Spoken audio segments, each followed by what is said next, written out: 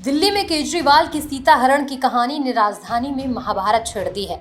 चुनावी माहौल के बीच केजरीवाल ने जनसभा करते हुए सीता हरण की कहानी सुनाई, जिसे बीजेपी ने अपमान बता दिया। एक दिन रामचंद्र जी खाने का इंतजाम करने जंगल में गए। माता सीता को अपनी झोपड़ी में छोड़ गए और लक्ष्मण को बोले कि तू सीता मैया की रक्षा करेगा।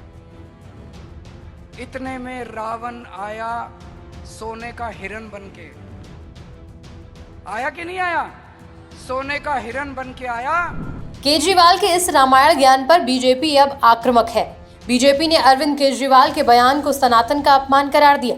बीजेपी का कहना है कि केजरीवाल सनातन का माखौल उड़ा रहे हैं। इतना ही नहीं, बीजेपी ने केजरीवाल को चुनावी हिंदू करार दिया। देखो, मैं सबको बोलना चाहता हूं कि विनाश काले विपरीत बुद्धि। अरविंद केजरीवाल चुनाव में चुनावी हिंदू बन जाते हैं, राम समर्थक बन जाते हैं, हनुमान जी का दर्शन करने लगते हैं, तो लोगों को लगता है कि यार ये लगता है ये भी मानता है। इस बार माता सरस्वती ने पहले से उन्होंने कहा कि अब इसको हम सफल नहीं होने देंगे, इसलिए अरविंद केजरीवाल का असली परिचय कल पता चल गया।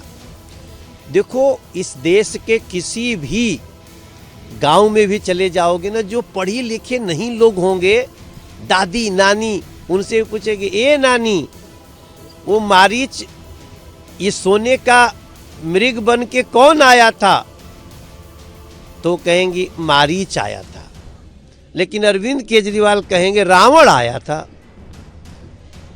अब यहीं से उसकी अज्ञानता का पता चल गया कि ये आदमी को रामायण तो रामचरितमानस पढ़ोगे तब जानोगे ना, तो जब कभी जीवन में पढ़े ही नहीं कैसे जानोगे? पढ़े होते तो ये थोड़ी कहे होते कि राम मंदिर की जगह शौचालय बना दिया जाए। प्रभु श्री रामायण चरितमानस की जिस तरह से गलत व्याख्या की गई है, जिस तरह से हमारे सनातन और हमारे हिंदू धर्म को अपमान करने की कोशिश अरविंद केजरीवाल द्वारा की गई, ये पहली बार नहीं है।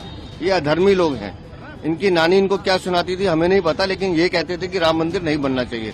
आज चुनाव सर पे है तो इनको राम मंदिर के सब सारे मंदिर याद आते हैं। और जिस तरह से कल इन्होंने ये कहा है कि राक्षण सोने का हिरण बन के आया था, ये अभी तक शीश महल के उस गोल्ड प्लेटेड सोने से बाहर नहीं आया है।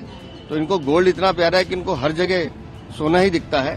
तो मैं तो ये कहना चाहूंगा कि आज हम यहाँ आकर प्रभु श्री राम से, प्रभु श्री हनुमान से हमने तो क्षमा याचना की है कि हमारे धर्म, हमारे सनातन को उन्होंने गलत रूप से व्याख्यान किया है, उसके लिए कम से कम हम तो आज उपवास करेंगे। इधर बीजेपी के साथ साथ केजरीवाल के बयान पर स्वाति मालीवाल ने भी निशाना साधा।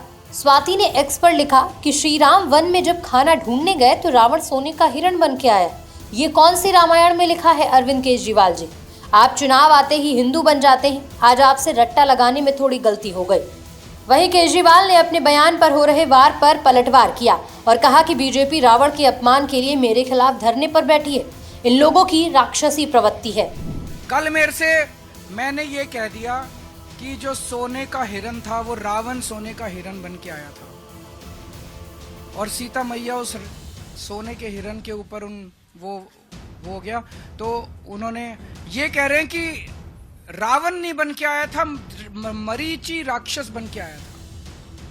तो मेरी वो पूरी भारतीय जनता पार्टी आज धरने पे बैठी है मेरे घर के सामने कि मैंने रावण का अपमान क्यों किया, मैंने रावण का अपमान कैसे कर दिया।